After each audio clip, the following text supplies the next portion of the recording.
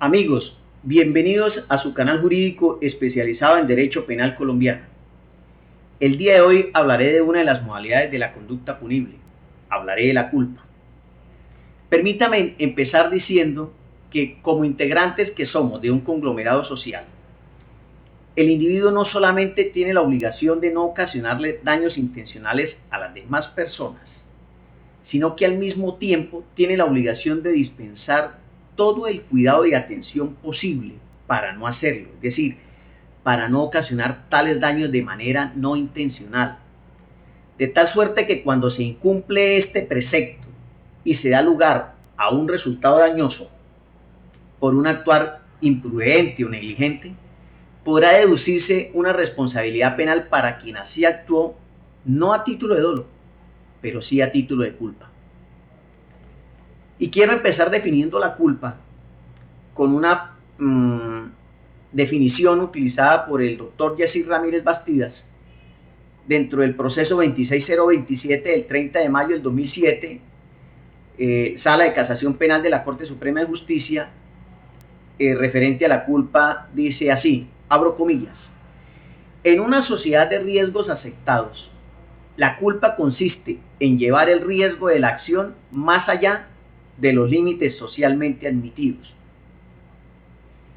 Cierro comillas. Recordemos que el fundamento legal de la culpa está basado en el artículo 23 de la Ley 599 del 2000, que dice: la conducta es culposa cuando el resultado típico es producto de la infracción al deber objetivo de cuidado y el agente debió haberlo previsto por ser previsible o habiéndolo previsto confió en poder evitarlo. Dentro del artículo están inmersos dos tipos de culpa que se maneja en el derecho penal, que es la culpa consciente o con representación y la culpa inconsciente o sin representación. En la primera parte, hasta donde va el agente debió haberlo previsto por ser previsible, es lo que llamamos o lo que se denomina la culpa sin representación, y la parte que va o habiéndolo previsto confío en poder evitarlo es lo que se denomina o de donde se determina la culpa con representación. Entonces, para poder determinar la responsabilidad penal de un actor a título de culpa, esta se debe estructurar sobre la base de tres presupuestos. Primero, la inobservancia del deber objetivo de cuidado, es decir, un actuar de manera imprudente, negligente o de impericia.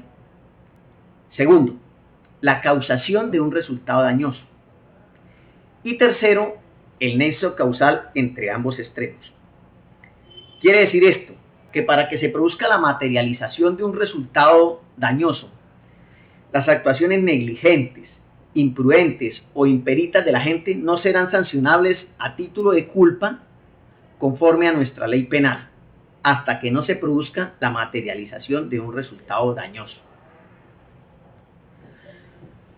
Esto que les acabo de exponer quiere decir que por mucho que una persona conduzca embriagada, a exceso de velocidad, con irrespeto absoluto por las normas de tránsito, todo esto configuraría una denominada falta de cuidado medio objetivo, pero no podría ser sancionada por nuestro marco penal, y menos a título de dolo, hasta que no se causase algún resultado dañoso para la vida y o la integridad personal de alguna otra persona. Es decir, no se sanciona la culpa en abstracto, sino el resultado dañoso ocasionado por el obrar culposo. Existen cuatro elementos principales, cuatro factores generadores de culpa. El primero es la imprudencia, que es la ausencia de cautela, de moderación o discernimiento, es decir, es el afrontar un riesgo de manera innecesaria, pudiendo evitarse. El segundo factor es la negligencia, que implica una falta de actividad que produce daño, es decir, el no hacer.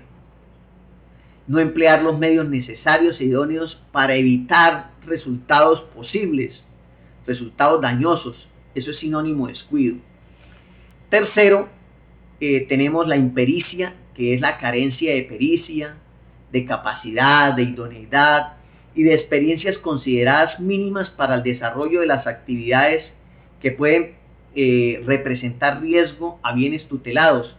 Se presenta, por ejemplo, en aquellas actividades que para su desarrollo exigen conocimientos técnicos especiales, y pudiésemos hablar de un ingeniero civil que en una obra falla en sus cálculos estructurales o de diseño, y por consiguiente la obra no soporta el mínimo sismo y se viene, colapsa, ocasionándole daños a sus moradores.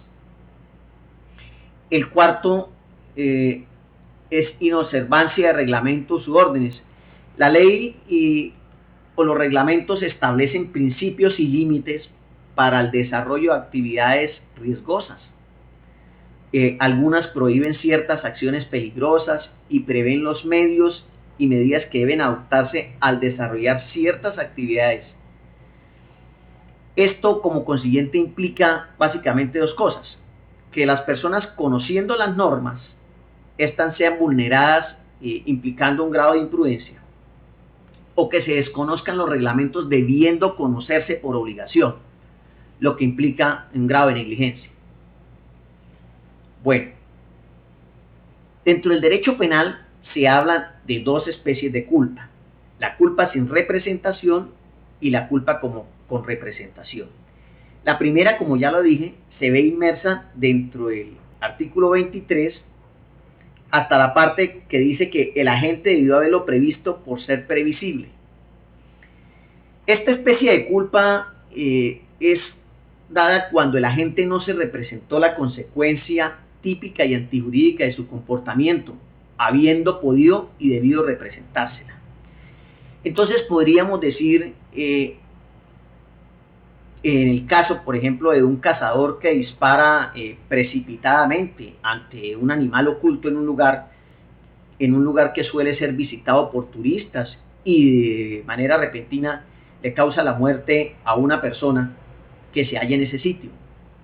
O podría decirse quizás también, en un ejemplo, el motociclista que ve la vía ocupada y decide subirse por el andén, ¿sí?, en razón a que estaba desocupado y no venía ningún transeúnte, y de manera imprevista sale de una de las residencias un niño corriendo y le impacta el motociclista con su vehículo, ocasionándole la muerte. En estos casos en concreto, se sanciona a la gente porque no previó y con ordinaria diligencia hubiese podido y estaba obligado a representarse el deber de cuidado que esta situación le hacía exigible, ¿sí? La otra culpa, o culpa con representación, sucede cuando el agente, habiéndose representado el resultado típico y antijurídico de su comportamiento, confía indebidamente en poderlo evitar. Y vamos de la última parte del artículo, que dice: habiéndolo previsto, confío en poder evitarlo. Entonces podríamos decir que en esta culpa incurre el conductor que guía su automóvil a velocidad excesiva en una vía concurrida, representándose la probabilidad de atropellar a alguien sin que en verdad lo quiera, evento que a la postre no logra evitar, y a pesar de ello, a pesar de que había creído evitarlo, es decir, se representó que podía evitar el no accidentar a alguien, mas sin embargo no lo logró. Entonces, como vemos, en ninguna de estas dos especies de culpa el sujeto ha querido el resultado de su comportamiento, porque estaríamos hablando de un dolo. Es más, en la primera ni siquiera fue previsto. En el caso del cazador, ni imaginarse que detrás de ese arbusto, detrás de esa parte donde dispara al animal oculto, estuviese una persona. El motociclista, ni imaginarse que que de manera repentina saliera de alguna de las residencias un menor al cual le ocasionó la muerte. Entonces, mientras que en la segunda se representa como probable, por lo que constituye una falta más grave de la culpa. Es decir, el conductor va por una vía transitada, una vía que es bastante concurrida y va a exceso de velocidad. Está representándose que puede ocasionarle daño a una persona y más sin embargo así cree poder evitarlo con tan mala suerte que no lo logra. O podríamos hablar quizás en culpa con representación, aquel conductor que, por ejemplo, en un vehículo ve que la señal ya amarilla marca roja y gira a la derecha con tan mala suerte que ve unos transeúntes ya pasando la cebra, tratando de esquivarlos y logra de una manera impactar y ocasionarle la muerte a uno de ellos. Ahí se vería también esa culpa con representación. Entonces, esta culpa con representación es la que casi en la mayoría los juristas y los abogados tratan de llevar frente a los homicidios que se dan en aquellas personas que están bajo el influjo de bebidas alcohólicas y bajo el influjo de sustancias psicoactivas, ¿sí? Porque es muy parecida al dolo eventual. En ambas existe representación y por ende pues previsión del resultado dañoso, pero se diferencian en el dolo eventual en que la gente, en la culpa, en que la gente confía en que el resultado no se producirá, es decir, no lo quiere, mientras que en el segundo el agente no hace nada por evitarlo y en consecuencia lo acepta anticipadamente dejándolo al azar. Amigos, por último quiero referenciarles que para que tengan en claro o para que quede clarificado estos conceptos, les recomiendo esta sentencia del magistrado ponente José Joaquín Urbano, la sentencia 2007-2662 del Tribunal Superior de Bogotá, donde hace una clara exposición del dolo eventual, diferenciación de la culpa con representación. Amigos, muchas gracias y hasta una próxima oportunidad. Muy amables.